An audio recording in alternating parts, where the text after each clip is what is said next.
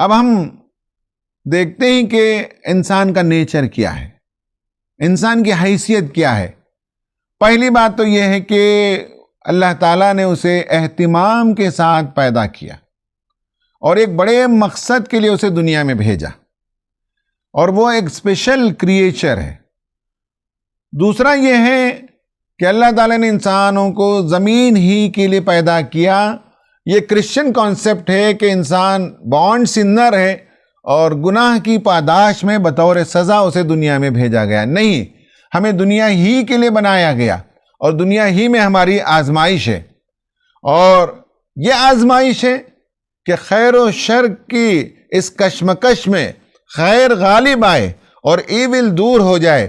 یہی ایک کشمکش ہے، یہی ایک سکسیشن ہے گڈ اینڈ ایول کا، کہ گڈ اوپر آئے اور ایول جو ہے وہ پیچھے چلا جائے۔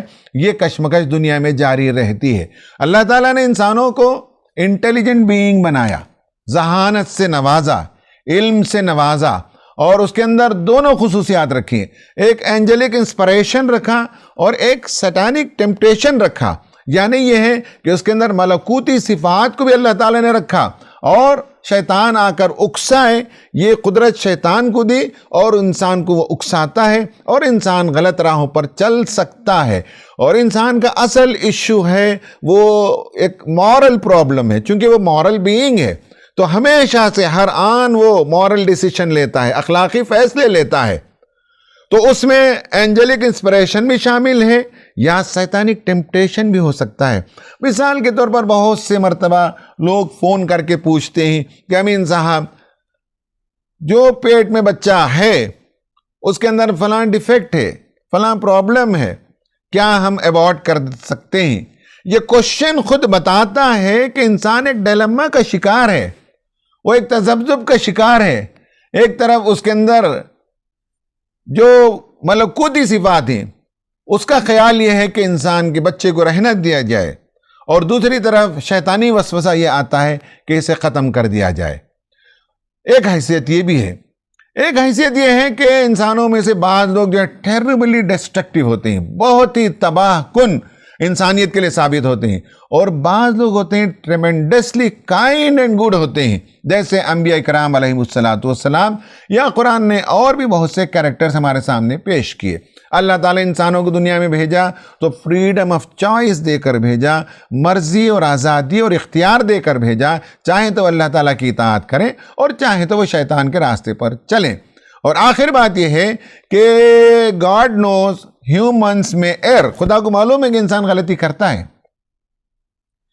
لیکن یہ ہے کہ to repent is also human, توبہ کرنا، خدا کی طرف لوٹ آنا، یہ انسانی صفت ہے، اور اپنی غلطی پر اڑ جانا یہ شیطانی صفت ہے، جیسا کہ شیطان حضرت آدم کو اس نے سجدہ نہیں کیا اور اپنی غلطی پر اڑ گیا۔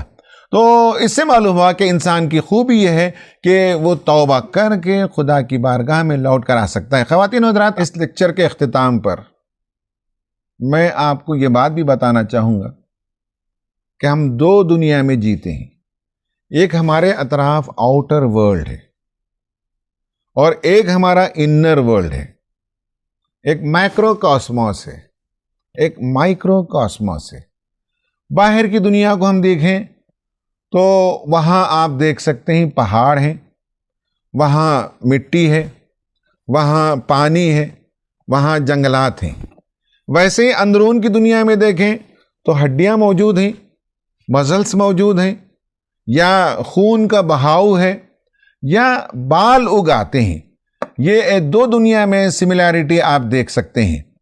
پھر اسی طرح سے بیرون کی دنیا میں آپ دیکھیں گے کہ تھنڈر ہوتا ہے، طوفان آتے ہیں، زلزلے آتے ہیں، یا سمندر میں ڈپریشن کریٹ ہوتا ہے، سونامی آتی ہے، بریز چلتے ہیں، مارشی لینڈز ہوتے ہیں۔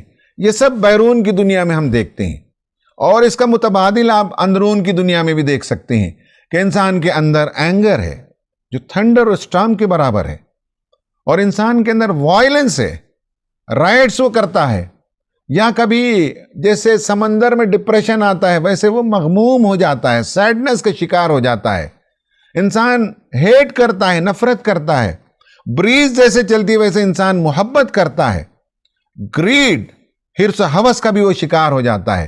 تو بیرون کی دنیا کے ایلیمنٹس اندرون کی دنیا میں بھی ہم دیکھ سکتے ہیں۔ اسی طرح سے بیرون کی دنیا میں ہم ڈکٹیٹرز کو دیکھتے ہیں اور سینٹس کو دیکھتے ہیں، دونوں ہوتے ہیں۔ اسی طرح سے اندر کی دنیا میں آپ نفس امارہ اور نفس لوامہ دونوں کو دیکھ سکتے ہیں۔ بیرون کی دنیا میں جو قوانین پائے جاتے ہیں انہیں ہزاروں سال میں دریافت کیا جاتا ہے۔ اندرون کی دنیا میں جو قوانین پائے جاتے ہیں انسان اسے اپنے لائف اسپین کے اندر فائنڈ آؤٹ کر سکتا ہے۔ بیرون کی دنیا میں جو لاز آف نیچر ہیں انہیں سمجھنے اور سمجھانے کے لیے سائنٹسٹ آتے رہے، اور اندر میں جو انسانی فطرت کے اندر جو قوانین ہیں اسے سمجھانے کے لیے انبیاء اکرام علیہم السلام آتے رہے۔ اور یہ ہمیں معلوم ہو کہ بیرون کی دنیا میں جو کچھ ہوتا ہے اس کا امپیکٹ ہمارے اندر ہوتا ہے، اور ہمارے اندرون کی دنیا میں جو کچھ ہوتا ہے اس کا امپیکٹ بیرون کی دنیا میں ہوتا ہے۔ باہر کوئی شر ہوتا ہے تو اس سے ہم متاثر ہوتے ہیں، یا ہمارے مزاج کے اندر کوئی خیر آتا ہے تو ہم دنیا کو اس خیر سے نوازنا چاہتے ہیں۔ ہیومن سائیکالوجی میں جو ماڈرن سائیکالوجی ہے وہ انسان کے صرف ایکسٹیریئر کو دیکھتے ہیں، جبکہ قرآن ہمیں ایکسٹرنل اور انٹرنل دونوں ایسپیکٹ سے متعارف کراتا ہے۔ خواتین و حضرات، اس لیکچر کے اختتام پر میں آپ سے یہ بتانا چاہتا ہوں کہ جب دو دنیا ہیں اور دونوں انٹینگلڈ ہیں، دونوں انٹرٹوائنڈ ہیں، ایکسٹرنل دنیا کا امپیکٹ انٹرنل دنیا میں ہوتا ہے، انٹرنل دنیا کا امپیکٹ ایکسٹرنل دنیا میں ہوتا ہے، یہ دونوں ساتھ بساتھ چلتے ہیں۔ قرآن اس لیے آیا کہ انسان اندرون سے وہ نیک بنے، وہ متقی بنے، اور اس کے تقوی کا امپیکٹ یہ ہے کہ دنیا میں وہ جسٹس قائم کریں۔ اور اگر اندر سے وہ شر پسند ہوتا ہے تو دنیا میں نفرت، تعصب اور فسادات اور ظلم اور عدوان کرنے لگتا ہے۔ اس انٹینگلمنٹ کو سمجھتے ہوئے ہمارے لیے ضروری ہے کہ رمضان میں ہم پورے قرآن کا مطالعہ اس حیثیت سے کریں کہ ہم اپنے انر ورلڈ کو بھی چینج کر سکیں اور ہم ایکسٹرنل ورلڈ کو بھی چینج کر سکیں۔ یہ ہمارا موضوع ہے۔